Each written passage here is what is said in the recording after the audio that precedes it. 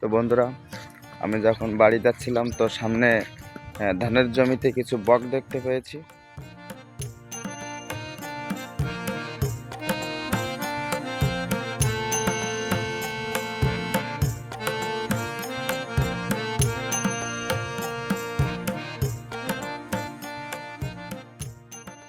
গিয়েছিলাম তো ধানের জমিতে গিয়ে ধানের বর্তমান পরিস্থিতি সেটা লক্ষ্য করেছি। তো এখন বাড়ির দিকে যাচ্ছি।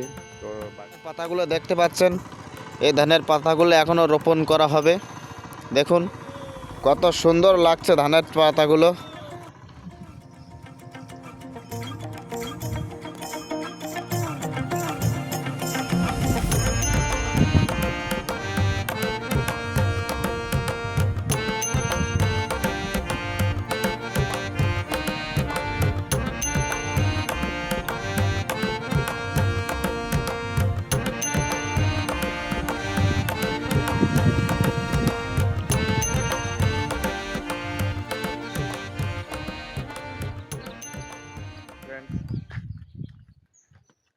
ধান ক্ষেত পরিদর্শন শেষ করে এখন বাড়ির দিকে যাচ্ছি।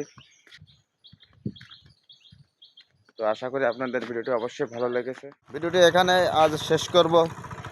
তো আশা করি আপনারা লাইক, কমেন্ট, শেয়ার অবশ্যই করবেন।